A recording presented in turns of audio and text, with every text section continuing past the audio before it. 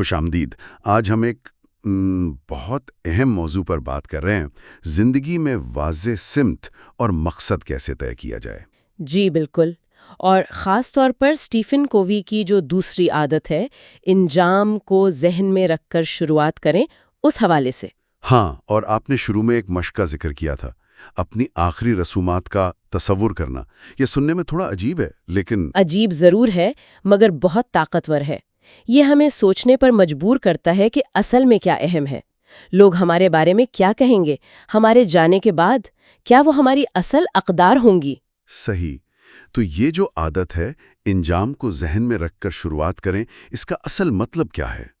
دیکھیں، اس کا مطلب ہے کہ آپ کوئی بھی کام شروع کریں، چاہے وہ چھوٹا پروجیکٹ ہو یا پوری زندگی کا سفر، آپ کو پہلے یہ واضح ہونا چاہیے کہ آپ پہنچنا کہاں چاہتے ہیں، آپ کی منزل کیا ہے، آپ کی اقدار کیا ہیں۔ اچھا۔ اس سے نا آپ اس جال میں پھنسنے سے بچ جاتے ہیں جسے کووی مصروفیت کا جال کہتے ہیں۔ مطلب بہت محنت کر رہے ہیں، بہت مصروف ہیں، لیکن غلط سمت میں، وہ سیڑھی والی مثال؟ بالکل وہی کہ آپ تیزی سے سیڑھی چڑھ رہی ہیں اور اوپر پہنچ کر پتہ چلتا ہے کہ سیڑھی تو غلط دیوار سے لگی تھی۔ یہ عادت یقینی بناتی ہے کہ آپ کی کامیابی کھوکھلی نہ ہو، آپ صحیح دیوار پر ہی سیڑھی لگائیں۔ یہ تو بہت اہم بات ہے۔ اچھا، اسی سے جڑا ایک اور تصور ہے، دو تخلیقات کا اصول۔ جی ہاں، all things are created twice۔ اس کا کیا مطلب ہوا؟ مطلب ہر چیز دو بار بنتی ہے، پہلی بار ذہن میں، ایک نقشے کے طور پر، ایک منصوبے کے طور پر، یہ پہلی تخلیق ہے۔ اور دوسری بار؟ دوسری بار حقیقت میں، وہ جسمانی تخلیق ہے، جیسے گھر پہلے کاغذ پر بنتا ہے، نقشے میں، پھر اصل میں تعمیر ہوتا ہے۔ ٹھیک۔ اور اہم نقطہ یہ ہے کہ پہلی تخلیق یعنی ذہنی تخلیق وہ ہماری ذمہ داری ہے۔ اگر ہم اپنی زندگی کا ڈیزائن، اپنا نقشہ خود نہیں بناتے نا تو کوئی اور بنا دے گا، حالات۔ بالکل، حالات، دوسرے لوگ، ہماری پرانی عادتیں، وہ ہمارے لیے فیصلہ کر دیں گے۔ تو یا تو ہم اپنی زندگی کو خود ڈیزائن کرتے ہیں شعوری طور پر، یا پھر بس جیسے چل رہی ہے چلنے دیتے ہیں بائی ڈیفالٹ۔ ایگزیکٹلی۔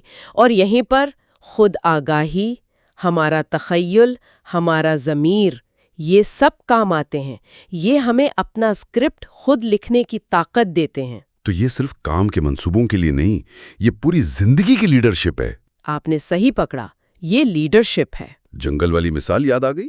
لیڈرشپ یہ طے کرتی ہے کہ ہم صحیح جنگل میں ہیں یا نہیں۔ جی۔ جبکہ مینجمنٹ یہ سکھاتی ہے کہ اس جنگل میں مؤثر طریقے سے کیسے کام کریں، تیزی سے کیسے چلیں۔ بالکل صحیح۔ اور لیڈرشپ ہمیشہ پہلے آنی چاہیے۔ پہلے سمت طے ہو، پھر اس سمت میں مؤثر طریقے سے چلنے کا انتظام ہو، یعنی پہلے لیڈرشپ، پھر مینجمنٹ۔ ذاتی زندگی میں بھی؟ خاص طور پر ذاتی زندگی میں۔ اکثر لوگ اپنی روزمرہ کی مینجمنٹ میں اتنے پھنس جاتے ہیں، ٹائم مینجمنٹ، کام، مصروفیت، کہ وہ یہ سوچنا ہی بھول جاتے ہیں کہ کیا وہ صحیح سمت میں جا بھی رہے ہیں یا نہیں۔ تو اس سمت کو، اس لیڈرشپ کو عملی جامہ پہنانے کا بہترین طریقہ کیا ہے؟ میں نے ذاتی منشور حیات یا پرسنل مشن سٹیٹمنٹ کے بارے میں سنا ہے۔ جی، یہ اس عادت کا سب سے مؤثر عملی ٹول ہے۔ کیا یہ واقعی کام کرتا ہے؟ مطلب صرف ایک اچھی سوچ تو نہیں؟ نہیں، یہ بہت عملی چیز ہے۔ یوں سمجھیں، یہ آپ کا ذاتی آئین ہے، آپ کا پرسنل کانسٹیٹیوشن۔ یہ واضح کرتا ہے کہ آپ کا کردار کیا ہے، آپ کیا بننا چاہتے ہیں، اور آپ کی شراکت کیا ہوگی، آپ دنیا میں کیا کرنا چاہتے ہیں۔ اور یہ بنتا کیسے ہے؟ یہ آپ کی گہری ترین اقدار اور اصولوں پر مبنی ہوتا ہے، وہ چیزیں جو آپ کے لیے واقعی اہم ہیں، جو بدلتی نہیں، دیانتداری، محبت، انصاف، خدمت وغیرہ۔ تو یہ فیصلے کرنے میں مدد دیتا ہے؟ بالکل۔ جب کوئی مشکل فیصلہ سامنے آئے، آپ اپنے منشور کو دیکھتے ہیں، یہ آپ کو ایک معیار فراہم کرتا ہے، اور جب حالات بدل رہے ہوں، دنیا میں اتھل پتھل ہو، تب یہ آپ کو استحکام دیتا ہے، آپ کی جڑیں مضبوط رہتی ہیں۔ لوگ اکثر اپنی زندگی کا مرکز دوسری چیزوں کو بنا لیتے ہیں، جیسے پیسہ، کام، خاندان، شریک حیات، حتیٰ کہ دوست یا دشمن بھی۔ جی، کووی ان کو متبادل مراکز، آلٹرنیٹیو سینٹرز کہتے ہیں۔ مسئلہ یہ ہے کہ یہ سب مراکز غیر مستحکم ہے، پیسہ چلا جاتا ہے، رشتے بدل جاتے ہیں، کام ختم ہو سکتا ہے۔ تو ان پر بھروسہ نہیں کیا جا سکتا مکمل طور پر۔ ان پر زندگی کی بنیاد رکھنا مطلب اپنی سلامتی، رہنمائی، حکمت اور طاقت ان سے حاصل کرنا، یہ خطرناک ہے کیونکہ یہ چیزیں خود بدلتی رہتی ہیں۔ تو پھر مرکز کیا ہونا چاہیے؟ اصول، پرنسپلز۔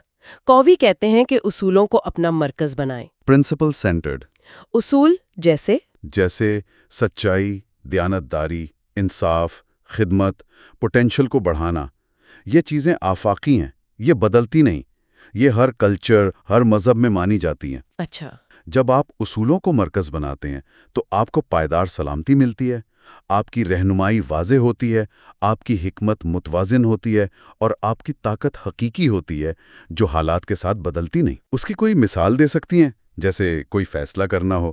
ہاں، فرض کریں آپ کو ایک اہم کانسرٹ میں جانا ہے جس کا آپ نے وعدہ کیا تھا، لیکن اچانک دفتر میں کوئی ایمرجنسی آ گئی۔ اب اگر آپ کا مرکز کام ہے تو آپ فوراً کام پر جائیں گے، اگر مرکز خاندان ہے تو شاید کانسرٹ پر۔ اگر اصول مرکز ہیں تو آپ دیکھیں گے کہ کون سا اصول زیادہ اہم ہے، وعدہ نبھانا، ذمہ داری پوری کرنا، صورتحال کا صحیح جائزہ لینا۔ آپ ایک متوازن فیصلہ کریں گے۔ سمجھ گیا۔ تو یہ ذاتی منشور ایک بڑا نقشہ ہے، اسے روزمرہ زندگی میں کیسے لائیں؟ اس کا ایک طریقہ یہ ہے کہ آپ اپنی زندگی کے اہم کرداروں، رولز کو پہچانیں۔ آپ صرف ایک پیشہ ور نہیں ہیں، آپ شاید شریک حیات بھی ہیں، والدین ہیں، دوست ہیں، کمیونٹی کے رکن ہیں، اور سب سے بڑھ کر ایک فرد ہیں۔ اچھا، ان کرداروں کو الگ الگ دیکھنا ہے۔ ہاں، ان کو پہچاننا ضروری ہے تاکہ توازن رہے۔ پھر ہر کردار کے لیے آپ کچھ طویل مدتی اہداف مقرر کریں جو آپ کے مجموعی منشور سے ہم آہنگ ہوں۔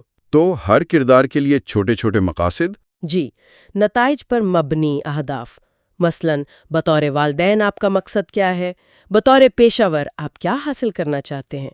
یہ اہداف آپ کے منشور کو عملی شکل دیتے ہیں اور آپ کی ہفتہ وار یا روزانہ کی منصوبہ بندی کی بنیاد بنتے ہیں۔ زبردست۔ تو اگر ہم آج کی گفتگو کو سمیٹیں، سب سے پہلے تو اپنی زندگی کی حتمی منزل، اپنے انجام کو سمجھنا ہے۔ جی، وہ ویژن۔ پھر یہ سمجھنا کہ ہر چیز 2 بار بنتی ہے اور پہلی یعنی ذہنی تخلیق ہماری ذمہ داری ہے۔ بالکل، اپنا اسکرپٹ خود لکھنا ہے پھر اصولوں پر مبنی ایک ذاتی منشور بنانا جو ہمارا آئین ہو، جو ہمیں سمت اور استحکام دے۔ اور آخر میں اسے اپنے مختلف کرداروں اور اہداف کے ذریعے عملی زندگی میں اتارنا تاکہ توازن رہے۔ بالکل، یہ سب مل کر ایک بامقصد اور مؤثر زندگی کی بنیاد بنتے ہیں۔ بہت خوب۔ اور جاتے جاتے میں ایک سوال چھوڑنا چاہوں گی سب کے لیے۔ اگر آج ہمیں پتہ چلے کہ ہماری زندگی بہت مختصر رہ گئی ہے تو ہم اپنی زندگی میں فوراً کیا تبدیلیاں لائیں گے؟